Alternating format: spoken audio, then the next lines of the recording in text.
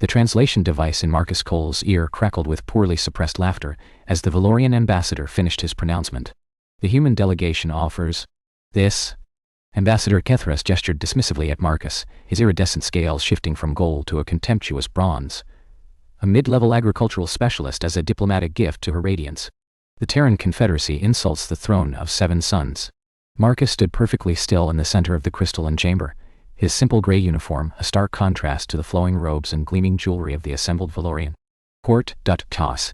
47 alien nobles watched from their elevated platforms, their vertical pupils fixed on him like a specimen under glass. He'd known this was coming. The briefing had been clear. Humanity needed this alliance desperately, and the Valorians had demanded a cultural liaison as part of the treaty. What the briefing hadn't mentioned was that he'd be paraded before the entire court like livestock at auction. Perhaps, a new voice cut through the murmuring, we should allow her radiance to decide whether she is insulted. The chamber fell silent instantly. Marcus turned toward the sound and found himself looking at the most striking being he'd ever seen. She descended the stairs from the highest platform, her silver-white scales catching the light like captured moonlight, her movements fluid and deliberate. A crown of woven starlight metal rested on her elongated skull, and her eyes, deep violet with flecks of gold, fixed on him with an intensity that made his breath catch. High Queen Saelith'ra of the Valorian Dominion, ruler of 7 systems. And according to the intelligence reports, a queen without consort for the past 15 cycles, having refused every suitor from 12 noble houses. Your Radiance, Ambassador Kethras began. I did not give you permission to speak, Ambassador. Her voice was low, controlled, but Marcus caught the edge beneath it. She stopped 3 paces from him, closer than protocol allowed, he'd been told. You are the human. It wasn't a question, but Marcus answered anyway. Yes, Your Radiance, Marcus Cole. Agricultural specialist, as the ambassador correctly stated, you grow things. Again, not a question. Her head tilted slightly, those violet eyes studying him. I help things grow, Your Radiance. There's a difference. A ripple of shocked murmurs spread through the court. One did not correct the High Queen even subtly. Kethras's scales had gone nearly black with outrage. But Saelith'ra's lips curved, just slightly, just enough. Indeed. Explain this difference, Marcus Cole. Growing things is about control, Your Radiance. You force a plant to become what you want. Helping things grow. He paused, choosing his words carefully. That's about understanding what they need to become what they're meant to be. The silence stretched for 5 heartbeats. 10. The human will be assigned quarters in the eastern wing, Saelith'ra announced, turning away. I will evaluate his suitability personally, Your Radiance. Kethras stepped forward, his crest rising in agitation. The eastern wing is reserved for honored guests, not... Are you telling me how to manage my household, Ambassador? The question was delivered softly, almost gently. Marcus watched Kethras's scales cycle through several colors before settling on a sickly pale green. No, Your Radiance, never. Then the matter is settled. She ascended the first 3 steps, then paused without turning. Marcus Cole. You did not bow when I entered. Nor when I approached. Curious. Marcus felt every eye in the chamber burning into him. Apologies, Your Radiance. On Earth we were taught that a bow should be earned through action, not assumed through title. I meant no disrespect, only honesty. This time the silence was absolute. Even the ambient hum of the palace seemed to hold its breath. Saelith'ra continued ascending without another word. But Marcus caught the slight change in her posture. A tension released, perhaps, or something found that she hadn't expected. The court erupted into chaos the moment she disappeared through the upper doors. His quarters in the eastern wing were larger than his entire apartment on the colony ship that had brought him here. Floor-to-ceiling windows overlooked gardens of luminescent plants, and the furniture, while clearly not designed for human proportions, had been hastily modified with cushions and supports. Marcus was examining a plant with leaves that seemed to shift color with his proximity when the door chimed. Enter. The Valorian who stepped through was smaller than most he'd seen, her scales a soft pearl, with hints of rose. Her robes marked her as a servant, but her eyes held the same sharpness he'd seen in the Queen. I am Tethel, she said, her bow precise. Her Radiance has assigned me as your attendant. Is that a high honor or a punishment? Tethel's pause was infinitesimal but telling. Both human, depending on how you perform. Marcus, I'm sorry, my name is Marcus. Not human. Not the Terran. Marcus. Tethel studied him for a long moment. That is not how things are done here, human. You are defined by your species, your role, your function. Names are... He searched for the word. Intimate. Reserved for family. For those who share blood or bond.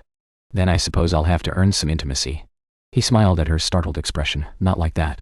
I mean, I'd rather be known for who I am than what I am. Wouldn't you? What I would rather is irrelevant, human. I doubt that very much, Tethel. She left without another word, but Marcus noticed she'd forgotten to give him the schedule she'd been holding. 3 days passed. Marcus was summoned to no official functions, received no visitors except Ethel, who remained formal despite his persistent friendliness, and was left largely to his own devices. He spent his time in the gardens. The Valorian royal gardens were magnificent, sprawling across 3 levels of the palace with species from dozens of worlds. But certain sections were overgrown, others sparse and struggling. The gardeners he observed worked with technical precision but no apparent passion, following rigid routines without adaptation. On the 4th morning, he found a dying tree. It was a Valorian species, he could tell by the silver bark and crystalline leaves, planted in a corner where 2 walls met. The soil around it was compacted, the drainage poor, and the nearby ornamental fountain was splashing minerals directly onto its roots. Marcus was elbow-deep in soil, carefully excavating the root system, when a shadow fell over him. "What are you doing to my mother's tree?" He looked up to find Saelith'ra standing at the garden's edge, her robes simpler than at court but no less regal. 2 guards flanked her, their hands on their weapons. "It's dying," Marcus said, not stopping his work. "The fountain runoff is poisoning the soil. The walls block the morning light it needs. And whoever planted it here didn't account for the root competition from that hedge. I did not give you permission to touch it." "No, Your Radiance, you didn't." He met her eyes calmly. "But I didn't ask. Would you rather I let it die while waiting for proper authorization?" The guards tensed. Saelith'ra raised a hand, stilling them. "My mother planted that tree the day I was born," she said quietly. "Every gardener in the palace has tried to save it for the past 4 cycles. They all failed." "Did they ask the tree what it needed?" "Trees do not speak." "Not in words." Marcus pulled his hands from the soil, showing her the roots he'd uncovered. "See these? The smaller ones are reaching toward the wall, not away from it. They're searching for something, trace minerals probably, that the wall stone contains. But the fountain water has too much magnesium. It's blocking absorption." He sat back on his heels. "The tree isn't dying because it's weak, Your Radiance. It's dying because no one understood what it was trying to tell them." Saelith'ra was silent for a long moment. Then she actually knelt in the dirt beside him, heedless of her robes. "Show me." "For 2 hours," Marcus explained. He showed her how to read root patterns, how to test soil composition with simple techniques, how to trace water flow and light angles. Saelith'ra listened with an intensity that was almost unsettling, asking precise questions, remembering every answer. When they finally stood, both of them were covered in dirt. "You will return tomorrow," she said. It was not a question. "I'd like that, Saelith'ra." The guards actually drew their weapons this time. Saelith'ra's eyes went wide, her scales flushing a color he couldn't interpret. "You..." She stopped. "No one addresses me by name. No one has since my mother died." Marcus held her gaze. "Then maybe someone should start." Moments stretched between them, fragile and electric. "Guards," Saelith'ra said quietly, not looking away from Marcus. "Leave us, Your Radiance, now." They retreated, clearly unhappy. Saelith'ra took a step closer to Marcus. "Why?" she asked. "Why would you risk your position, your life, to speak my name? Because you're not just a title, Saelith'ra. You're a person. And I'd rather know the person than bow to the title." He was close enough now that he could see the subtle patterns in her scales, the way they shifted color with her breathing. "I ignored her title and used her name," she murmured, almost to herself. "That is what they will save you. The mad human who ignored a queen. And what will you say?" Something shifted in her violet eyes, walls cracking perhaps or doors opening. "I will say that no one has seen me in 15 cycles." Her voice was barely a whisper. "And that a human, covered in dirt, looked at me and did not see a crown." She turned and walked away, but at the garden's edge she paused. "Tomorrow. At first light. I wish to continue the lesson. I'll be here, Saelith'ra." She left without correcting him. The sessions became routine. Each morning before the court stirred, Saelith'ra would appear in the garden where Marcus worked on her mother's tree. She came in simple robes, without guards after the 3rd day, and for 2 hours they would kneel in the dirt together. Marcus taught her about soil microbiomes and symbiotic relationships between root systems. She told him about the history of each plant they passed, which had been gifts from conquered worlds, which had been lovingly transported from her people's original homeworld, which had been planted by her mother's own hands. On the 12th day she asked about Earth. "I've read the files," she said, examining a leaf with careful fingers. "Your world nearly died. Ecological collapse. Your people scattered to the stars, not nearly. Did die. In most places." Marcus continued his work, his voice steady. "I was born on a generation ship. Never saw blue sky until I was 23. Your family? My parents died when I was 7. Mining accident on the ship. I was raised by the agricultural corps. They needed hands, and I needed somewhere to belong." He paused, holding up a root segment. "See how this one curved around the obstacle instead of breaking against it? Sometimes surviving means learning to bend." Saelith'ra was quiet for a long moment. "You were alone. Everyone's alone in one way or another." The trick is finding people who make the loneliness bearable. She turned to look at him directly. In the soft morning light, her scales shimmered like living silver. You speak of loneliness as if you understand it. I'm a human in an alien palace, surrounded by people who see my species as barely civilized. Everyone I've ever known is 4 months' travel away. The only person who's spoken to me with any kindness is a queen who's supposed to be evaluating whether I'm suitable for some purpose no one's actually explained to me. He met her eyes. Yes, Saelith'ra. I understand loneliness. You still use my name. You haven't asked me to stop. No, she said softly, I haven't. The court noticed. Tethel brought him the news 3 weeks into his stay, her composure finally cracking into something like concern. The noble houses are talking, she said, pacing his chambers. Her radiance has refused to see any petitioners in the morning hours. She has missed 3 scheduled meetings with Lord Kethras. She was seen entering the gardens, by herself, before dawn. She likes the gardens. Is that a crime? She likes you, human. Tethel stopped pacing, facing him directly. And that is... Benganti. Complicated.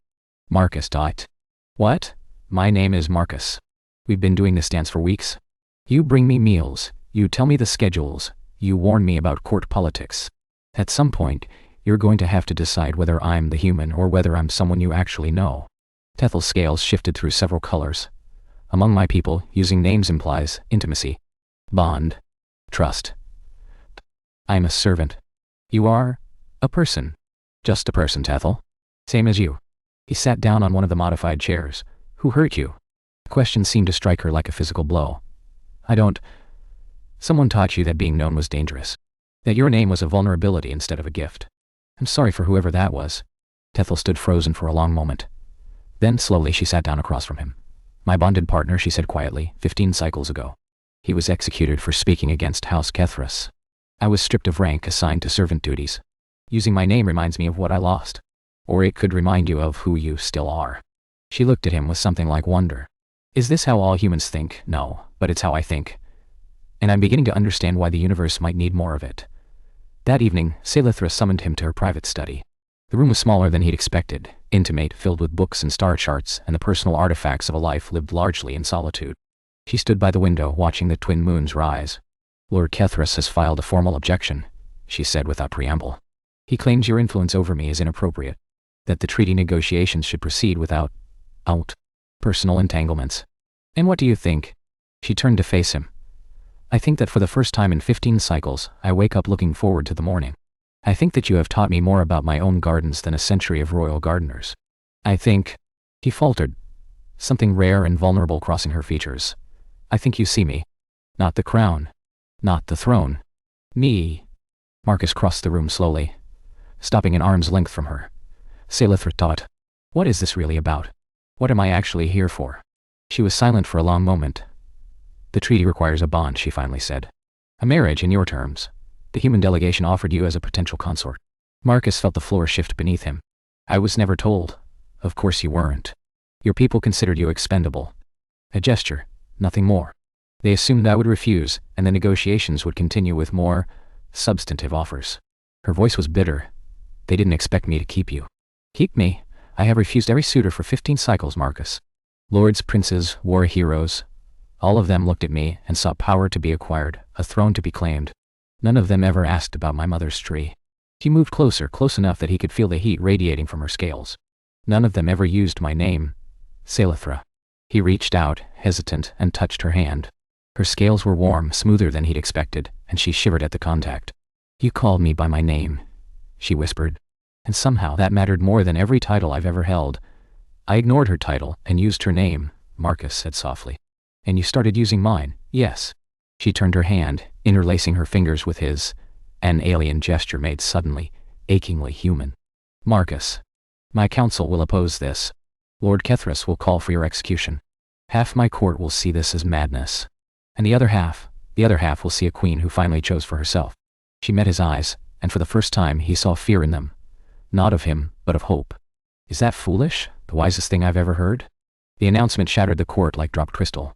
High Queen Saelith'ra of the Valorian Dominion, keeper of the Seven Suns, voice of the Eternal Throne, had formally declared her intention to accept the human agricultural specialist as her bonded consort. Marcus stood beside her in the great chamber, wearing robes that Saelith'ra had commissioned. Simple gray and silver, a deliberate echo of his origins while acknowledging his new position. Her hand rested on his arm, a gesture so intimate in Valorian culture that several elderly nobles actually gasped. "This is unprecedented," Lord Kethras declared, his scales cycling through furious colors. "Unacceptable. The royal bloodline is mine to determine," Saelith'ra cut in. "I remind the council that Valorian tradition permits the reigning monarch's sole authority over bonding choices. Tradition assumed the monarch would choose from civilized species. Lord Kethras." Saelith'ra's voice dropped to a register. Marcus had never heard cold, ancient, dangerous. "You will apologize to my intended, now." The chamber held its breath. Kethras's scales went pale. "I merely meant, I know what you meant. And I know what you've meant for 15 cycles, positioning your house for influence, undermining every suitor who might challenge your power. Did you think I didn't see?" She released Marcus's arm and descended 2 steps toward the ambassador. "Did you think I didn't know it was your house that convinced my mothers intended to abandon her? That your grandfather's machinations left my mother to rule alone, heartbroken, until the day she died? The silence was absolute. My mother planted a tree the day I was born," Saelith'ra continued, her voice thick with controlled fury. "She told me it would remind her that some things grow slowly, against all odds, and become stronger for the struggle. Your house has tried to uproot that tree, and me, for 3 generations. I am done accommodating your ambitions." She turned back to Marcus, and her expression softened into something vulnerable. "This man saw a dying tree and knelt in the dirt to save it. He saw a lonely queen and spoke to her as a person. He understood what I was trying to tell him when no one else could hear." She took his hand again publicly, defiantly. "That is worth more than bloodline. That is worth more than tradition. That is worth everything." Lord Kethras made his move 3 days later. Marcus was working in the garden, their garden now, when the guards came. 8 of them wearing House Kethras colors with weapons drawn. "You will come with us, human." He didn't resist. There was no point, and struggling would only give them justification for violence. They took him to a chamber deep in the palace's lower levels, old stonework, damp and cold, far from the crystalline elegance above. Kethras waited there, his scales gleaming with satisfaction. "Do you know what happens to those who corrupt the royal bloodline?" he asked, circling Marcus slowly. "I'm guessing you're about to tell me. Execution. Public, painful, and permanent." Kethras stopped directly in front of him. "Unless, of course, you choose to leave voluntarily. Return to your people. Confess that you manipulated the queen through alien deception. Her reputation will be damaged, but she will survive. And you will live." Marcus met his eyes calmly. "No. No. I'm not going to lie about Saelith'ra to save myself. I'm not going to abandon her to prove your narrative about humans right. And I'm definitely not going to let you win." Kethras's laugh was ugly. "You have no power here, human. No status, no allies, no, I have her. She cannot save you. By the time she discovers you're missing, it will be too late. Ancient law permits summary execution of threats to the bloodline, and I have already filed the necessary documentation." Marcus felt the fear, cold and real, in his chest. But stronger than the fear was something else. The memory of Saelith'ra's hand in his, her voice saying his name, the way she'd looked at him when no one else was watching. "Then I'll die knowing I mattered to someone," he said quietly. "That I was seen. That I was loved, even briefly. Can you say the same, Lord Kethras? When you die, will anyone remember you as anything other than an obstacle to be overcome?" Kethras struck him across the face. Marcus tasted blood but didn't fall. "You will watch your tongue." The doors exploded inward. Saelith'ra stood in the shattered doorway, flanked by royal guards in ancient ceremonial armor. Armor Marcus had seen only in paintings, worn by the queen's personal protectors during times of war. "Step away from my bondage," she said, and her voice carried the weight of every queen who had come before her. "Your radiance, this human has committed no crime except loving me." She advanced into the room, and Marcus realized her scales were a color he'd never seen, deep crimson, almost black. Battle colors, the ancient text called them. The mark of a Valorian prepared to kill. "While you, Lord Kethras, have committed treason against the throne, I was protecting the bloodline. You were protecting your power. There is a difference." She reached Marcus's side, her hand touching his bruised cheek with heartbreaking gentleness. "Are you hurt? I've been worse. You've been braver than you should have been." She turned back to Kethras, and her expression was cold stone. "By the authority vested in me as High Queen, I strip House Kethras of all titles, lands, and privileges. You will spend the remainder of your days contemplating the difference between tradition and tyranny. You cannot, the council. A new voice announced from the doorway, "has already voted." Tethel stepped forward, wearing not servant's robes but the formal attire of a house representative. Behind her stood 3 other nobles, their expressions grim. "House Velrethan votes with the queen," said the eldest. "House Saelith'ra concurs. House Mithril stands with her radiance." Kethras stared in disbelief as more names were announced, a cascade of support that stripped away his allies like leaves in a storm. Tethel met Marcus's eyes, and for the first time smiled. Marcus, she said, using his name. You were right. Being known isn't a vulnerability. It's a strength. Later, alone in their chambers, Saelith'ra tended to his wounds herself, refusing to summon healers. You could have died, she said, her hands trembling slightly as she applied salve to his bruised cheek. So could you. Coming in there like that, I would have killed him. Her voice was quiet, absolute.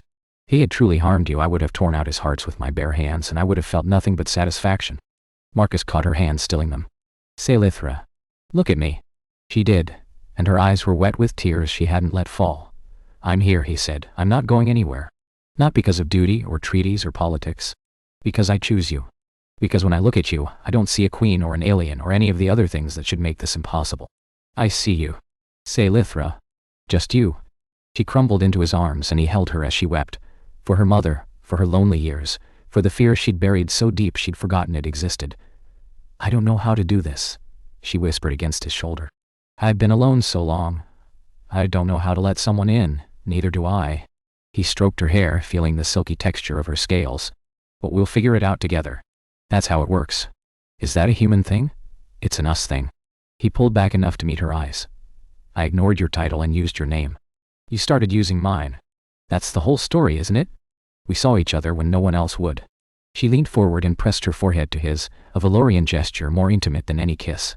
Yes, she breathed. That's the whole story. The bonding ceremony was unlike anything the Valorian Dominion had seen in a millennium. There were no weapons presented, no treaties signed, no exchange of territories or titles. Instead, at Marcus's suggestion and Saelith'ra's delighted approval, the ceremony took place in the garden, beside her mother's tree, which had finally begun to bloom again after 4 cycles of near death. The guests stood on paths Marcus had redesigned, surrounded by plants from a dozen worlds that now flourished in proper conditions. Tethel stood as his honor attendant, wearing the restored colors of her original house, a rehabilitation Saelith'ra had quietly arranged in the chaos following Kethras's downfall. You should know, the High Priestess intoned, that this bonding cannot be undone. The vows spoken here bind soul to soul, crossing the boundaries of species and star. Do you accept this? I do, Saelith'ra said, her hand in his. I do, Marcus echoed. Then speak your vows. Saelith'ra went first, her voice carrying across the garden with perfect clarity.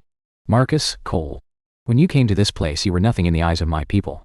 A curiosity. A diplomatic afterthought.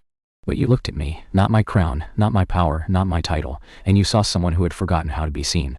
She reached up to touch his face, her scales warm against his skin. You taught me about roots and soil and the patience of growing things. You taught me that survival sometimes means bending. You taught me that being known is not a weakness but a gift. I was taught that a queen stands alone. You showed me that standing together is not weakness, it is strength I had never imagined. She took a breath, her voice dropping lower. I ignored her title and used her name, that is what they will say of you forever. The human who spoke to a queen like a person. But here is what I say, you gave me back my name. You made me Saelith'ra again, not just her radiance. And I will spend every day of our bonding making sure you know how precious that gift was. Marcus felt his throat tighten. When he spoke, his voice was rough. Saelith'ra. I came here expecting to be used and discarded. Another expendable human in a galaxy that barely acknowledges we exist. But you knelt in the dirt beside me. You asked questions and listened to answers. You looked at me and saw something worth keeping. He lifted her hand to his lips, pressing a kiss to her knuckles. Where I come from, we don't have royalty. We don't have titles or bloodlines or ancient traditions. What we have is each other, the stubborn insistence that every person matters, that every name deserves to be spoken with respect.